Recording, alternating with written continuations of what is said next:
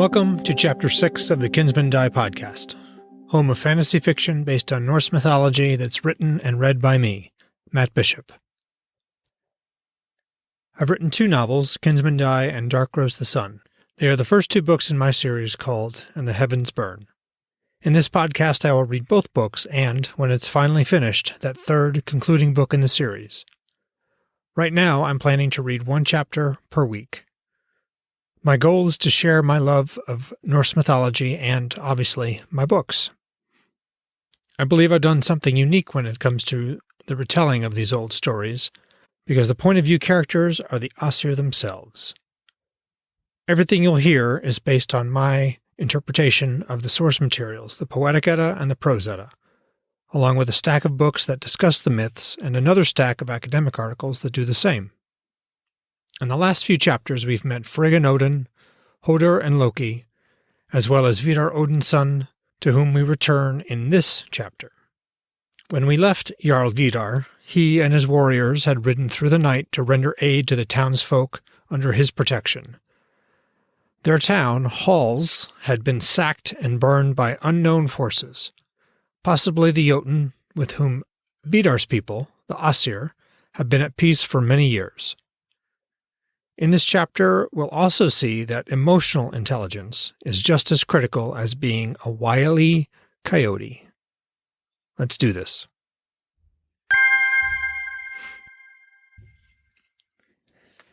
Chapter 6. Vidar. The wind blew straight from the town into Vidar's face. It tasted of burned wood, stank like lost livelihoods, and stoked his rage.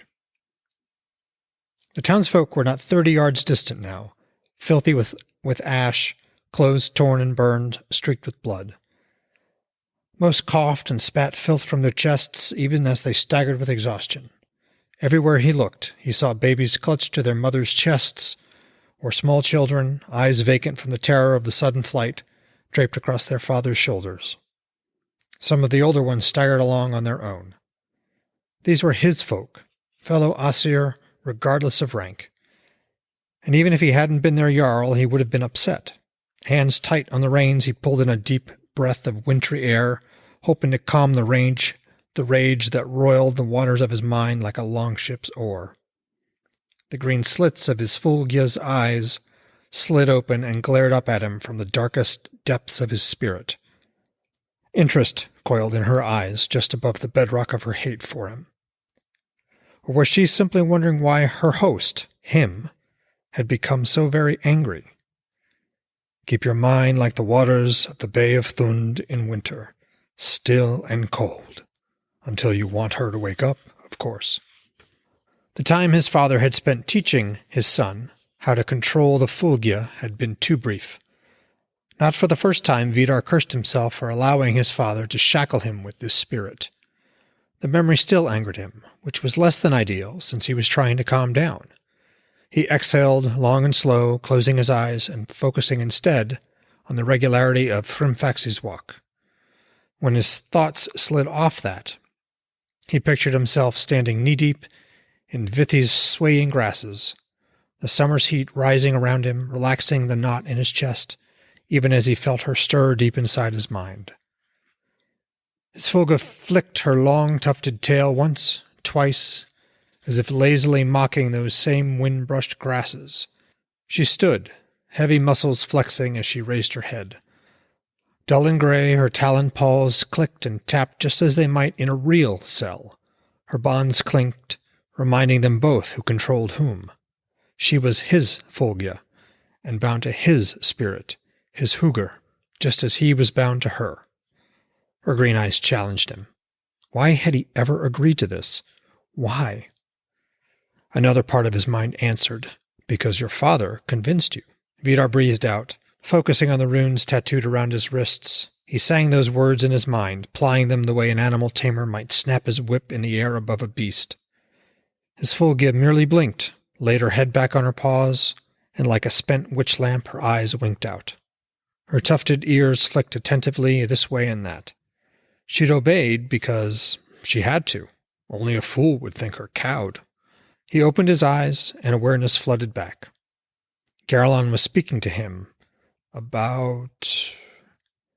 Vidar gathered the words from the ground of his memory like leaves shaken from autumn limbs. Ah yes, the townsfolk, of course. He needed to speak with them.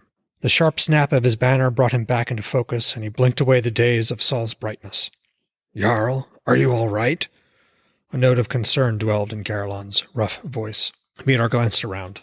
His Kjollar must have been concerned, because there was maybe 20 feet left between Vidar, Garlon, their warband, and a clutch of townsfolk who could only be the town's leaders. They stood waiting, fidgeting. One older man took a step forward and removed a battered cap. Vidar met Garlon's wary gaze. I'm fine, Kjollar, he said, with a nod he hoped looked decisive.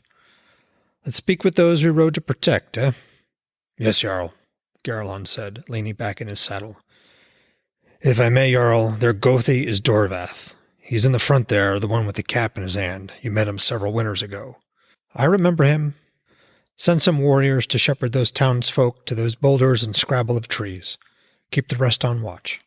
Of course, Jarl. Vidar reined in a dozen paces from the elders and dismounted. He cursed to himself when he heard Garlon order the warband to halt and stay mounted and alert. He should have been the one to do that.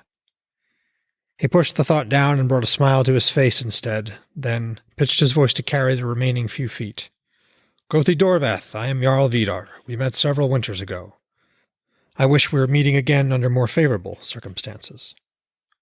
Many winters had edged their cold, dark days onto the Gothi's face and bearing, wearing him down like a gnarled tree. His clothes, ragged and burned, were smeared with blood and dirt. He might be bent, but like that gnarled tree, he still stood, fighting the stoop of age and the weightier press of exhaustion and fear. Dorvath was a free carl in his own right, and chosen to lead Hals by his peers, but Vidar extended his right arm to greet him as an equal. To have the man duck his head seemed wrong, given the cruel doom the Norns had delivered to him this past night. I remember you well, Jarl Vidar. The Gothi's voice was solid as his grip. Dorvath didn't deserve to have his later years thrown into chaos by this attack. His home burned, his town and trade destroyed. None of them did, these free men and women, landowners and tradesfolk, farmers, miners, and merchants. It didn't matter who was behind the attack. Vidar's rage crusted and washed over the gunnels of his mind, driving him back down into his depths where his Fulga now circled like a wolf of the sea. Cold, emerald eyes met his, and she bared white teeth, distant promise, distant threat. He gasped and swam up and up until reality broke around his upturned face like cool air above the warm sea. His gaze refocused on the Gothi and the carls of his council. To a person, their expressions were wary. A few had stepped back. Others rested their hands on their meager weapons hanging from their belts. Odin had warned him that this would happen when she was awake. She would try to influence him, toy with him, and play with his emotions, just as Bragi plied the harp. What he should have done, he realized, was spend more time with her awake in his mind. That practice might have made his current situation easier. She'll try to manipulate you, son. She's very far from being a dumb beast. That's what Odin had told him. He had also said, the runes work to a point. You must learn to let her speak, but don't let her sway you. And that was something else it would have been good to practice. But it didn't matter now. Let her glare and threaten. She couldn't take control unless he let her. She was his tame Aesir, his Fulgia. She would obey him. He hurled that thought down at her. Her long, slow swimming arcs continued. To buy himself another moment, he raised a hand to shield his eyes against Saul's glare. He'd been too silent, too long, staring off into empty air. Who wanted a Jarl prone to erratic, disturbing silences? No one. Your pardon, Gothi, good carls and Drengr. The sight of you and the unfortunate folk of your town has brought such grief and rage welling up into my heart that I was beside myself for a moment. He bowed slightly from the waist. My apologies. When he straightened, they were somewhat more at ease, eyes less narrowed with suspicion. Still shielding his eyes with one hand, he said, And poor rescuer that I am, I also forgot to offer what few provisions I have strapped to my saddle. He turned to see Garlon already approaching. Knowing you'd want it done, Jarl, Garlon said. I collected most of the provisions the war band brought with them. The Kjolar handed several heavy bags of provisions and skins of beer to the Gothi and other elders as the wind kicked up and swirled snow through their midst. Vidar smiled and raised a hand by way of introduction. Gothi Dorvath, this is my Kjolar, Garlon. For a time he led the Einherjar during the waning years of the last war. Now he is my second in command. Gothi. Garlon gave a respectful nod that included the Carls and Drengr standing beside and just behind the town's chief. Thank you, Kjolar. Thank you, Kjolar. The Gothi accepted the provisions with a smile and age-knotted hands. He stepped back and handed them off to those behind him. And with that simple gesture, Vidar noted, much of the unease drained away like water after a heavy rain. Jarl, as you ordered, the warriors are assisting the townsfolk as best they can with what little supplies and water we brought. The others watch both for our scouts' return and for sign of the enemy, Garlon said. By the looks of it, we should also see what spare blankets or other gear the warband has. And, if I may, Jarl, I recommend we get everyone moving. I agree, Kjolar. Thank you. Vidar drew nearer to the Gothi. If you and your council would walk with us, we'll find what shelter we can alongside your people. And then you can tell us what happened. Well, folks, that was Chapter 6 of Kinsmen Die. I hope you enjoyed it. We spent more time with Vidar, who's realized that maybe staring off into space and acting weird is perhaps not the best way to win friends and influence people.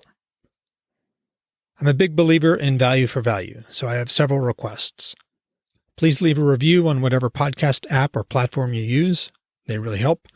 Please share the podcast. That also helps a ton.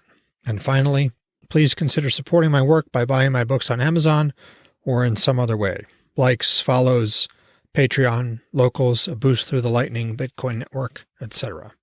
I'd also enjoy hearing from you. You can email me at mattbishopwrites@gmail.com. And with that, I will leave you with this thought from the sayings of the High One, Odin himself. And this is, as always, the Bellows translation, available on Sacred Texts.